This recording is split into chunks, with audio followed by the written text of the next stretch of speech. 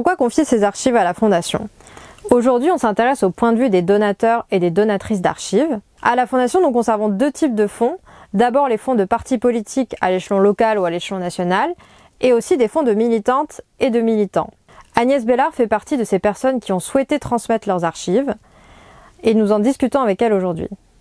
Bonjour, je suis Agnès Bellard, j'habite Ménilmontant dans Paris 20e depuis très longtemps.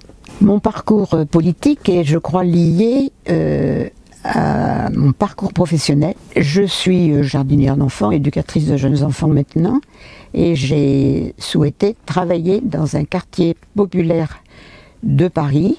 Mon parcours politique est aussi très lié à mon parcours syndical. J'étais à la CFDT de la section de l'Office public d'HLM de la ville de Paris où étaient les jardins d'enfants où je travaillais. Ensuite, au niveau national de la CFDT pour l'embauche de personnel éducatif dans tous les services de l'enfance, tels que les foyers de l'enfance, les hôpitaux. Et ensuite, à l'Union locale CFDT du 20e. Alors l'Union locale CFDT était partie prenante des collectifs qui se sont créés à ce moment-là sur de multiples problèmes, emploi, logement, migrants, etc.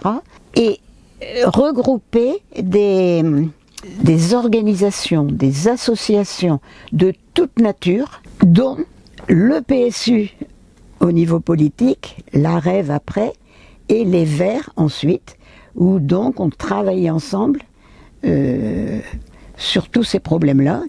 Toutes ces luttes, d'autant qu'elles étaient portées collectivement, avaient une dimension écologique. L'action collective que l'on menait à l'époque nécessitait des documents papier pour assurer le suivi des actions menées. J'ai donc gardé beaucoup de papier, je ne sais pas jeter, et je crois que j'ai un héritage familial, et j'ai une sœur qui a été archiviste. Les sujets qui figurent dans les documents d'archives, on s'aperçoit maintenant qu'ils sont toujours d'actualité. Tous ces documents à dimension politique, on s'est dit qu'il fallait pouvoir les transmettre, et donc on a pris contact avec des organismes qui s'occupent de conserver ce type d'archives. On a apprécié la dimension transversale de la FEP avec son intérêt pour des mouvements écologistes au sens large et au-delà des frontières. Et on travaille avec l'histoire, l'actualité, mais on prépare aussi l'avenir. Alors je connaissais Benoît Monange, qui est l'ancien directeur de la FEP, qui était aussi dans le 20e. Le contact avec la FEP à ce moment-là s'est donc fait assez naturellement. Amandine Paiement, qui est l'ancienne archiviste de la FEP, est venue plusieurs fois chez moi et au local pour trier et collecter les documents. Tout s'est bien passé. L'histoire et la conservation du patrimoine sont très importantes pour faire de la politique actuellement.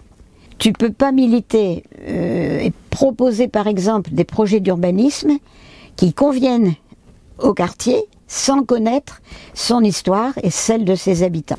Dans le 20e, des projets favorisant la végétalisation, la circulation piétonne existent depuis longtemps et n'ont toujours pas abouti malgré la participation citoyenne.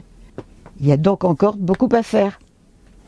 Merci beaucoup à Agnès de nous avoir raconté son parcours et partagé son expérience avec la Fondation. Nous espérons que cette vidéo vous aura aidé à mieux comprendre l'importance de la transmission des archives. Mais pour trier ces archives, nous avons besoin d'espace, de matériel et également de main-d'œuvre. Donc n'hésitez pas à suivre le travail de la Fondation et à nous soutenir.